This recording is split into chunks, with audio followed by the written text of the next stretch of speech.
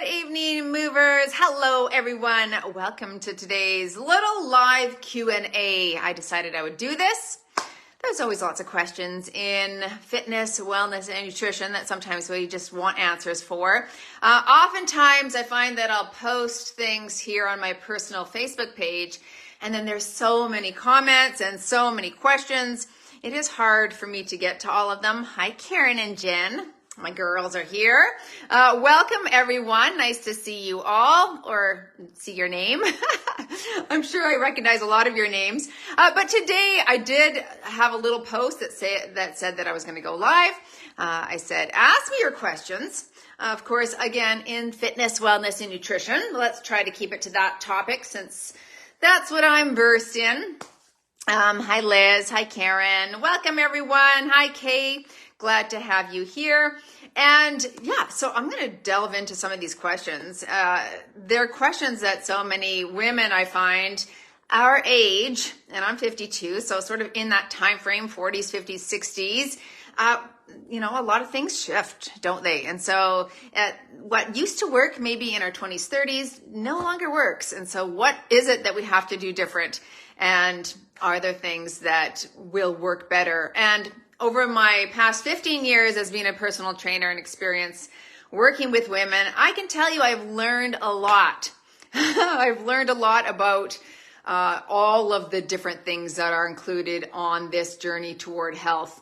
And really, there are many pillars that will help us maintain and optimize our health. And my foundational pillars, of course, are fitness, wellness, and nutrition, but those are very grand, aren't they? There's lots to be said in all of those categories, which again is why I find like I can't just answer one of some people's questions just in a nanosecond, because there's just so much to say about how we have to go about shifting and changing.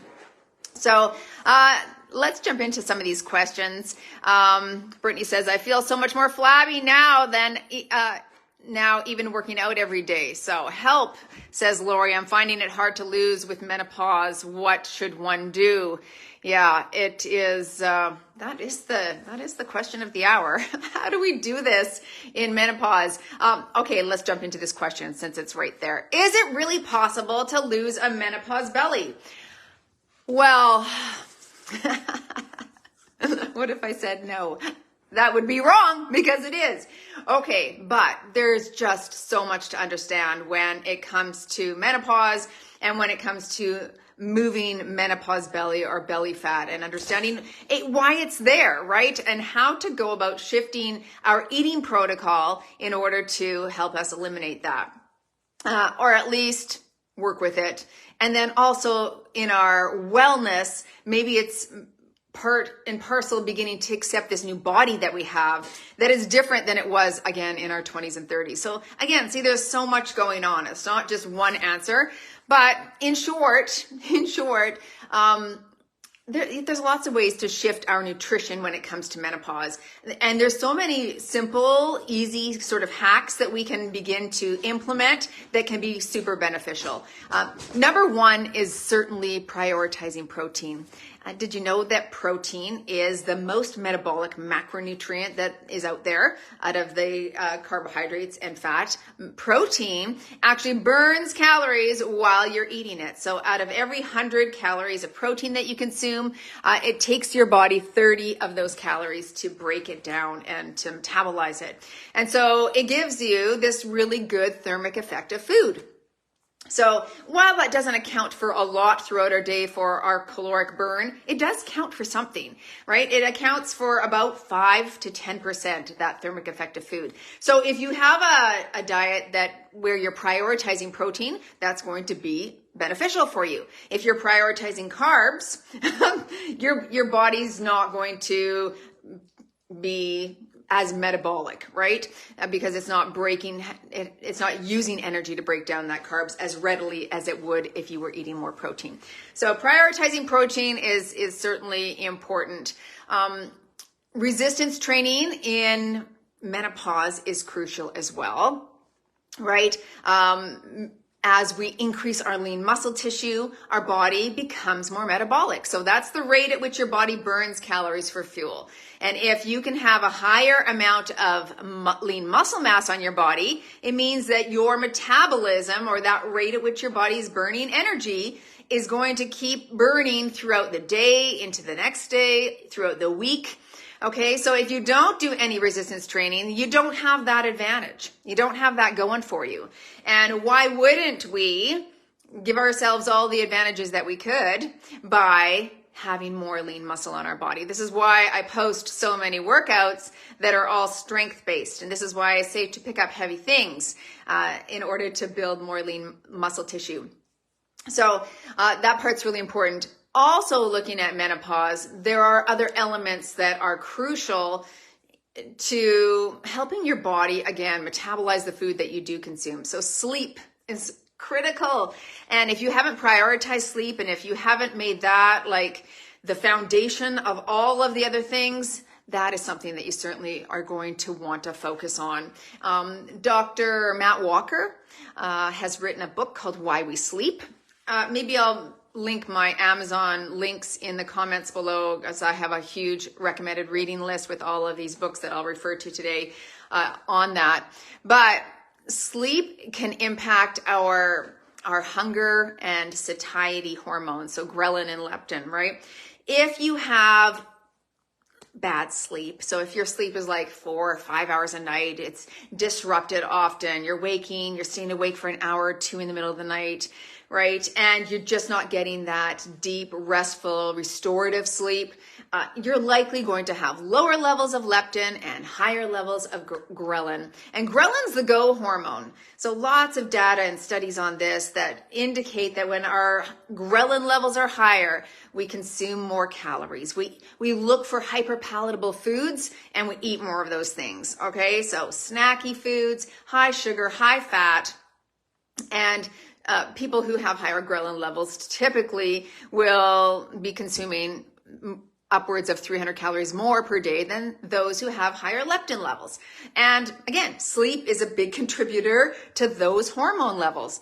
So if you're not getting good sleep, that's going to be problematic. The order that you eat your food in too is also going to help you tremendously through menopause. All right. Sometimes we think it doesn't make a difference, but again, look at the data. There's so many studies that actually show that it makes a huge difference. There was this one study that took 3 different groups, and one group was told to eat their protein and vegetables first, and then their carbs second. So it was basically chicken and vegetables, and then the carbs was bread with orange juice. So the second group was told to eat their carbs and orange juice first, and their protein and vegetables after. And then the third group had all of the food at once. All right. In between the 2 macronutrient groups, there was about a 10-minute break. So they would eat their protein and vegetables, 10 minutes, and then eat their carbs. Group 2 would eat their carbs, 10 minutes, then eat their protein and vegetables. Group 3, they ate half of everything together, 10 minutes, ate half of everything together. And so they measured lots of biomarkers at baseline and then 180 minutes after they ate. And so what they found was tremendous. The people who ate the protein first and then the carbs last, 10 minutes after, had far lower ghrelin levels than the other 2 groups. The ones that ate the carbs first, of course, had very high spike in ghrelin levels and higher spike in insulin levels and blood sugar as well. The group that ate everything at once did have a spike in their ghrelin levels. Again, that's the go hormone. That's the eat more hormone, but not as high as the ones who ate the carbs first. So eating order makes a difference. It can help us feel more satiated, right? It can help us even eat less food. If you follow the Glucose Goddess over on Instagram, smash the like button right now if you follow her and if you've gotten some of her hacks. I've told every group that I've been involved with about her strategies and hacks, and they're just so helpful because you can see that the way that you order your food can help offset those insulin spikes. And why is that important in menopause?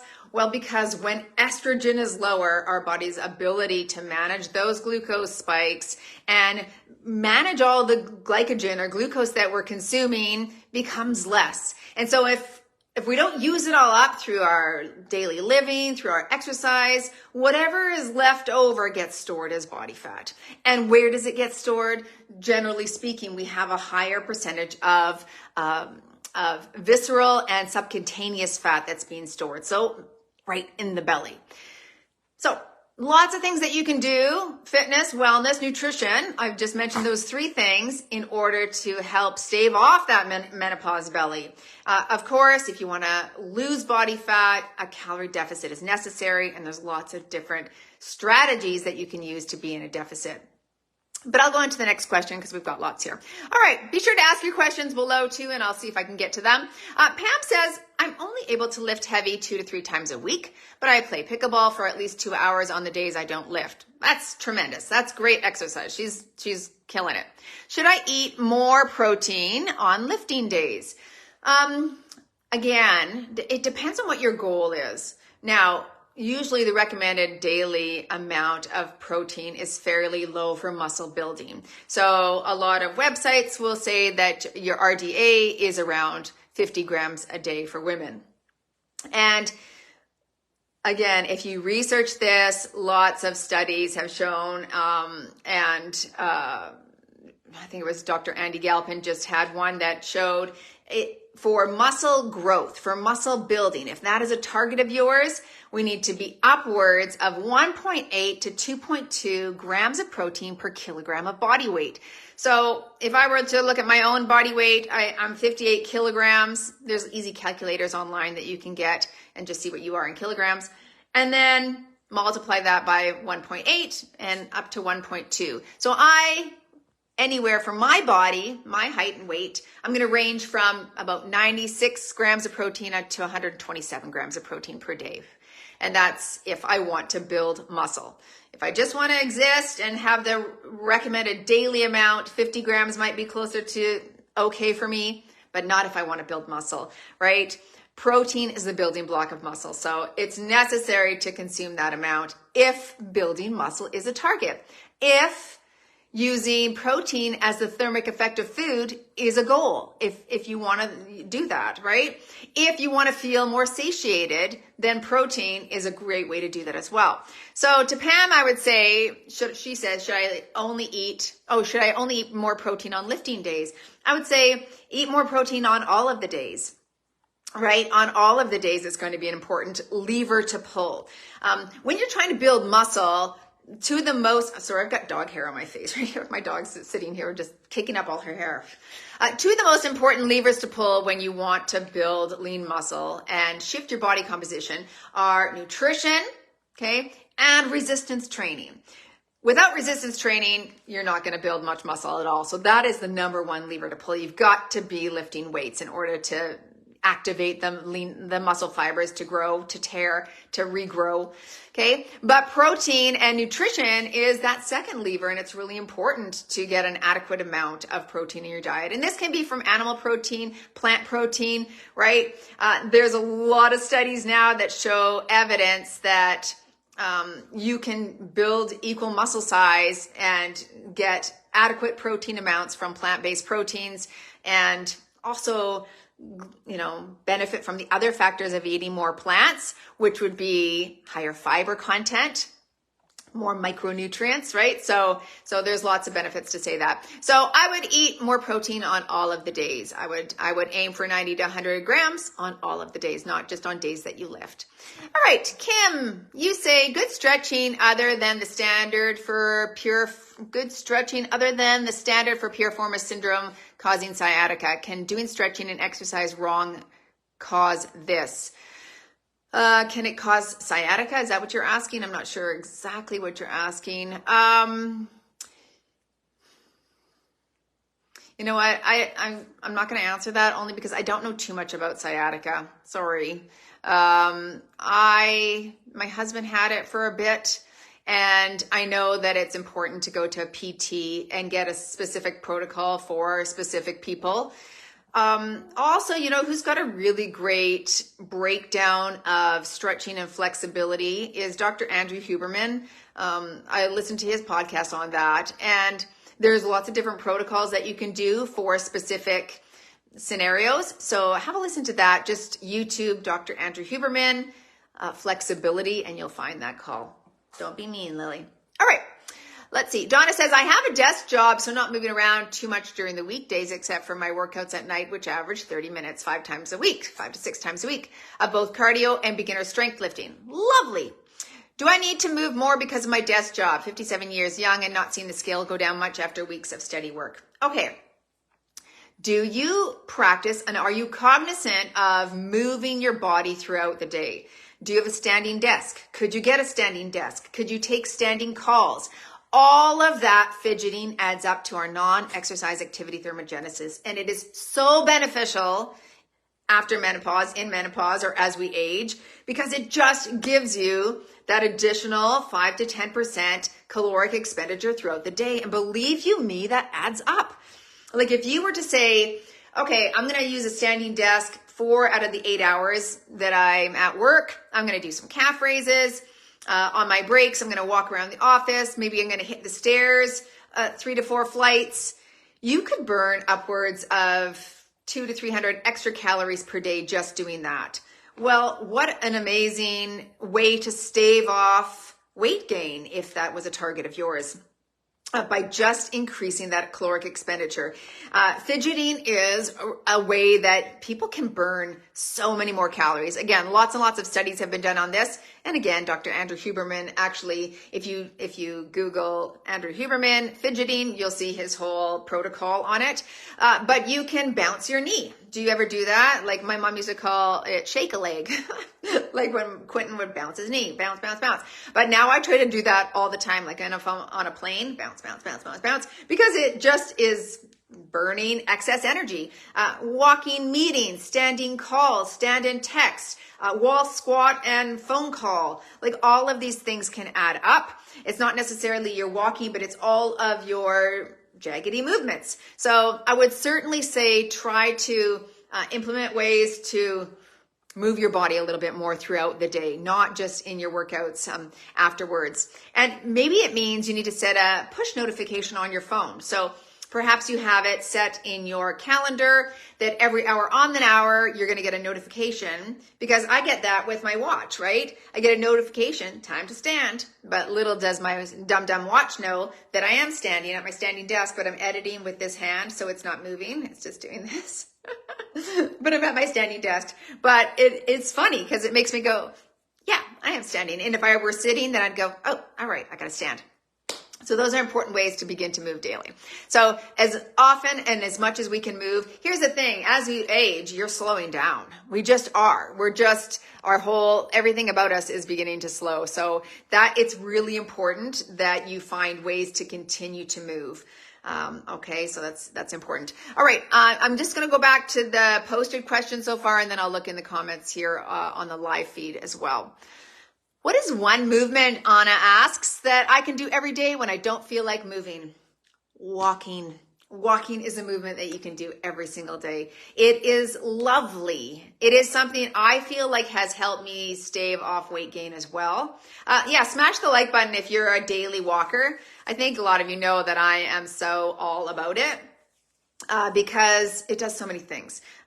You can get morning light in the eyes or evening light in the eyes, which is super beneficial. Look at all those likes. I like it. For setting our circadian clock. And again, we talk about the benefits of having good sleep. Well, if you are having problems sleeping, try this protocol where you're out in the morning light and you're getting that 10 minutes of light in the morning, right? So you're going for your walk in the morning. Maybe you're just standing outside having your coffee. You're taking your first call, whatever it may be. Just getting that morning light helps the body's circadian rhythm to be set. And likewise, if you're getting morning light in your eyes in the morning, what you want to avoid late in the evening, right? Like hours before bed, 3 to 4 hours before bed, is that bright overhead light that also can stimulate a wakefulness And we don't want that. What we want is our melatonin to begin to secrete. So two things can pause melatonin production. One of those things is overhead lights or bright lights in the eyes. Another thing that can pause or make melatonin back off is food. Right? If we're eating within 3 hours of our sleep time, our body all of a sudden goes, well, I guess we're awake. Let's start the digestion clock over again. And now we're digesting food and the body again loses that circadian rhythm. And so I feel like if you're having trouble sleeping, those are protocols that are super simple, right? Really, really easy that you can begin to integrate and see if they might help you. So walking does that. I often walk with a friend. So now I'm having a visit and an exercise. I'm reducing cortisol levels, right? So it's soothing, it's calming, we'll often do hills. So we'll get a little bit of high heart rate. We're burning additional calories throughout the day. We're getting vitamin D. We're out in nature. Like there's nothing I can say bad about walking. So if there's only one thing you can do, come hell or high water, you walk. All right, you walk. Maria asks, do you track your food? And can you still achieve results if you don't lift super heavy? Good questions. I don't track my food, and I haven't for years, but I had in one point in my life. Here's what I think about tracking food. It's a great learning curve. It really is. It gives you so much insight into your food. So you're going to see which macronutrients you're eating. Are you getting enough fiber? Are you prioritizing protein like you think you are? And where's your calories at? If you're not losing weight and you're trying to, but you're not in a calorie deficit, it's going to be plain as water, right? You're going to be able to see, like the proof's in the pudding, as they say. Hopefully it's protein pudding, but the proof is going to be there. So yeah, tracking can be super beneficial. It's not for everyone, and you don't have to do it. If your personality feels too constricted by something like that, then by all means, there are other methods. An intuitive eating approach is a lovely method that makes you feel like you're giving yourself a hug. And so there's lots of different ways to be in a calorie deficit and to lose body fat. But I feel like the most precise way is tracking, macronutrient tracking and calorie counting, and making sure that you can see all of the things that you're consuming in your food. Largely, people don't track accurately either, and that's the problem. We overestimate our calories burned through exercise, and we underestimate our calories consumed. So if you're not losing body fat and you're like, what gives? It's likely that you're not in a true deficit. It's likely that the teaspoon of peanut butter is really a tablespoon, okay? And over time, those little things can add up, and it can add up to a place where you're not losing weight. So she said, do you track your food, and can you still achieve results if you don't lift super heavy? Totally, you can. Because here's the science that has come out in the last number of years, and more studies and research. This is fantastic. All right, so Dr. Brad Schoenfeld, he's been around for a long, long time. I want to say a good 40 years. And he has done lots of research on what causes hypertrophy. And hypertrophy is the increase in muscle size. And so for the longest time, we were taught that you stay in that 8 to 12 rep range and you lift heavy, and you lift, 3 sets, and you do that multiple times a week. And that is your formula for increasing lean muscle mass. Now, lots of studies have been done again in his lab. And what they found really was that any of the 3 sort of approaches to lifting can cause an increase in lean mass. So muscular strength, where you're lifting lower reps, but heavy weights.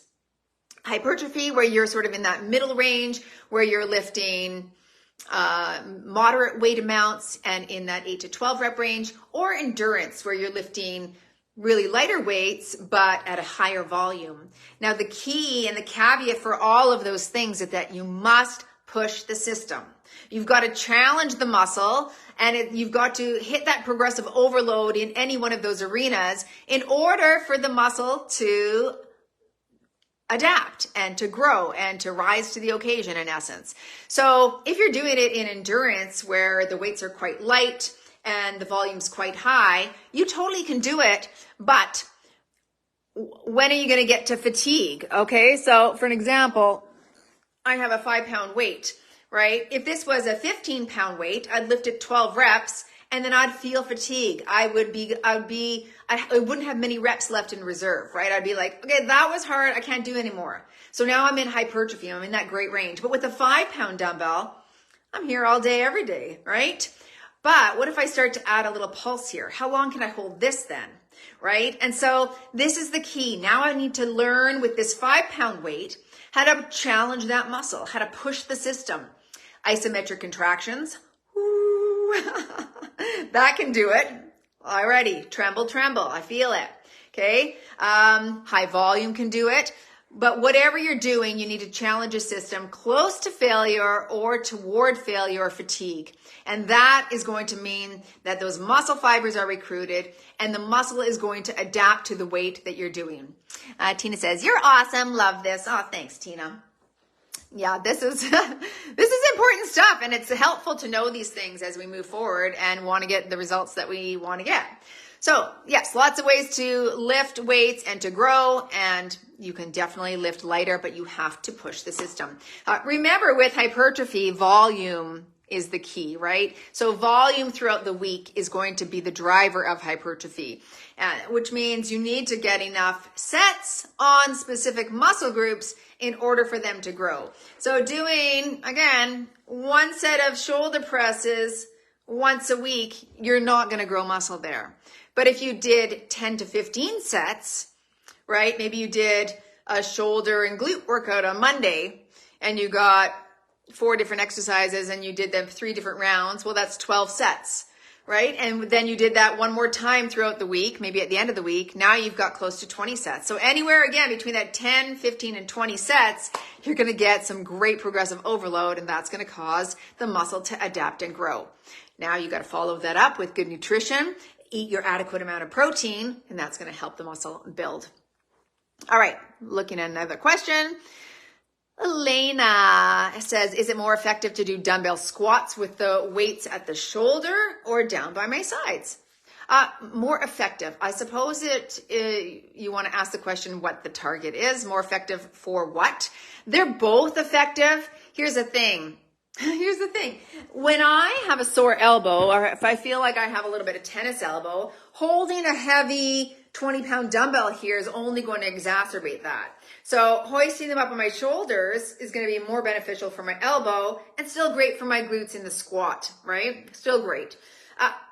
Now, weights up here on the shoulder is going to require a little bit more abdominal stability, lower lumbar stability. So you're going to have to be able to recruit this a little bit more and know your good breathing techniques on how to hold that abdominal wall secure so that you can drop down with the heavy weights on your shoulders. By the side, though, you have to make sure that, you can get low enough and that your lower back, your hips are flexible enough, the Achilles is flexible enough to drop into that squat. So I think both are great. It just depends on, what you're doing the squat for.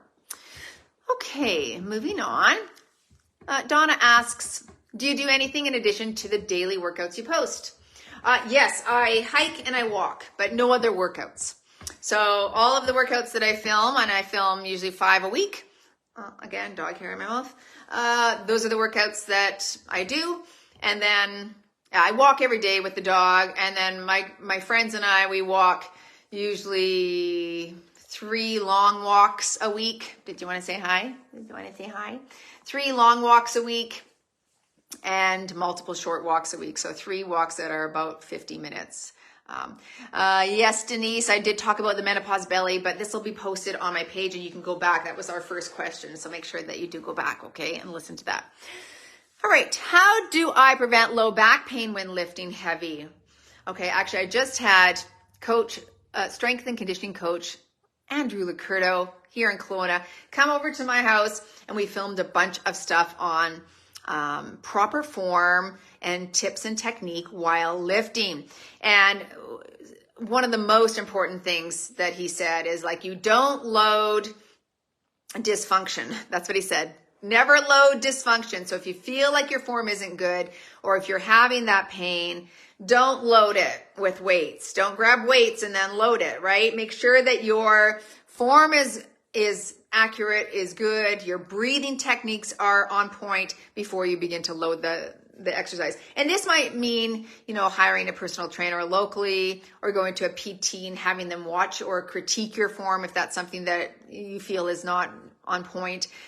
The breathing was really big though. And because so often we're not breathing properly, and because of that, because we're not filling up our diaphragm with air, when we're breathing up here in our chest, when we hinge forward for a deadlift or we drop down for a squat, we're not supporting or bracing our core. And so many different muscles begin to recruit that shouldn't be. And our back is often one of those muscles, as opposed to our glutes or hamstrings or quads. So I'm excited for we filmed it for the membership. So if you're interested in all those coaching calls, you can join our membership, and they'll all be available to the members in May. We're doing a big month on getting stronger. So it'll be a good month. All right. Is there anything to help with tailbone pain after using the rowing machine? It was life-changing. I miss it. I know it feels like some women just have tailbone pain or they don't. I had a client who did, and we had so many different modifications for her because she couldn't do V-sits. I actually had her sit on the Bozu lots for different exercises because it was soft and not hard on the ground. But we had to really are you lean, Lori? You probably are. You're probably lean, and you probably just have no fat there. I don't know of anything else. Sorry. Linda, is it true for over 60 years old, you should not do aerobics, but high intensity intervals instead? I answer this question a lot. It seems like this is a big question for a lot of women, although they typically don't ask that. A lot of women over 50 say, should I even do any high intensity intervals anymore? It feels like I shouldn't. There's so much controversy saying that it brings such high cortisol levels, and that's going to help me gain belly fat and yada, yada, yada. So I'll quickly answer this one. I did answer it on my page sort of in depth, but if you didn't see it, here's the Cole's notes. So I think aerobic activity is tremendously beneficial for increasing our telomere length, right? That is the little piece on the end of our chromosomes. I'm reading that telomere effect right now by Dr. Eppel. I recommend that as well. And again, I'll try and remember to put my Amazon links here so you can check out that book. Anyway, it is one of the things that will increase our longevity. When our telomeres shorten and our cells stop dividing, our lifespan is shortened. When we have longer telomeres, which can be improved through meditation and nutrition, managing and working with our stressors, exercise like cardiovascular exercise, we lengthen telomeres. So I think it's crucial to incorporate some sort of cardiovascular exercise throughout your weekly routine, okay? I like to do some zone 2, which is low impact. I'll sometimes do a low impact workout, or we'll do, some walking or hikes where I can breathe through my nose, I can have a conversation, but I feel like my heart rate's elevated, but it's not too strenuous for me. It's not too bad. And then here's my take on HIIT training. So high intensity intervals, where truly a true HIIT is kind of like that 1-to-1 ratio where you're 30 seconds going balls to the wall and then 30-second recovery. And you would only be able to likely do that for about 20 minutes if you were doing it in that true HIIT fashion, and then a 5-minute cool down after that. So I think it's beneficial. That is beneficial actually for increasing our fat burning, because it is so intense. It does use a lot of energy, and it really works our heart muscle, which pumps blood to our extremities. We go into this oxygen deficit because our heart and lungs have to work so hard that all of those sort of lost oxygen stores need to be replenished and replaced in the 24 to 48 hours after a HIIT session. So your heart is working to do that. And by virtue of doing that repair process, you're burning additional calories. So it's beneficial for that. Now, the question or the thought for a lot of people is, should women in menopause or older women do this. And I've talked to many experts. In fact, I actually emailed Dr. Andy Galpin, even though he's famous and I'm not. And I just went on, I'm like, I'm just going to ask him and see if he answers. And he did. Anyway, his answer basically was this. When our lives are high stress, okay, maybe you have a stressful job or a stressful relationship. Maybe you're in a season where you're having to be a caretaker for a parent and it's just really stressful on you and cortisol is already high. To add on high intensity intervals or workouts that strain and stress the body is not beneficial. You'd be far better to do something restorative and more gentle and loving to self, so that, you can move your body, but you're not adding additional cortisol to it. So I think that's really great advice. Also, at the same time, generally speaking, our cortisol is quite high in the morning when we wake up and it begins to decline throughout the day. So that's the pattern and it should be. Now, when we come to the end of the day, if all of a sudden we're like, I'm going to do a high intensity interval session at 7 at night because that's the only time I can do it. Now we've just stressed the body again and increased cortisol, which is going to challenge our sleep a little bit more as well. So if you can, it's ideal to do those high intensity intervals in the morning, closer to when cortisol is already there. And cortisol from stress, from that fight or flight, is different than exercise cortisol as well. So keep that in mind. It's not like we're having the same response in the body, although it still is cortisol. But keeping some of those tips in mind and remembering to be gentle with yourself if you are in a stressful season, know that hopefully you'll come through that and you'll be able to exercise more intensely again sometime. That's what I think for myself. That's what I'm doing. And that's what I'm doing. Okay. Someone said there's no sound. Can the rest of you hear me? Is it her or is it me? Let me know if you can hear me, okay, in the comments. I see a thumb up, but yeah, everyone can hear. Okay, good.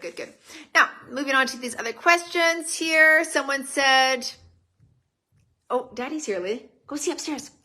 Any tried and true pelvic floor exercises? Actually, I've got some that are listed on my YouTube. They're from a while ago, but I had a pelvic floor specialist, Corrine Wade from Pelvic Floor Physiotherapy, come, and she's got lots of exercises, so I can direct you to that. Someone said, what sneakers do you wear? Mine are Asics right now, I think. The Form Fit, and how much water and protein a day should we have? The Galpin method says drink half your body weight in ounces per day. Okay, more if it's hot or if you're exercising outside and it's sunny, more if you're exercising intensely, but I think the half your body weight in ounces a day is good. And protein, again, I mentioned this at the beginning, but anywhere, if you want to build muscle, anywhere between that 1.8 and 2.2 grams of protein per kilogram of body weight is good. All right. Let's see. I'm just going to see if there's any other questions here in the comments. That was the questions online there. No question here. Just want to say how much I love your channel and workouts. Thanks, Jen. That's kind. Will you get an app? Yeah. It's expensive. Holy Hannah. I'm looking into it right now and it's pricey, but I do want to do that. I have been all on my own doing all of the things. Like I edit the videos, I film the videos. Only recently in January have I hired Kim part-time to help me. So it has been helpful, which is great, but it is a lot of work for me to do by myself. But an app is something that is in our thought process. And I did have a meeting with someone about that. So I would like to do that. Yes, that would be great.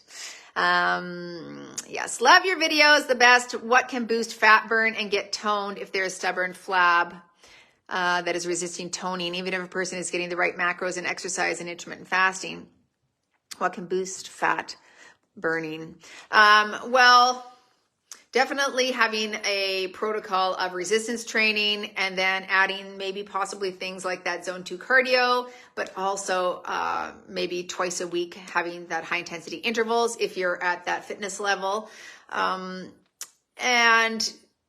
I think really dialing in how you're eating.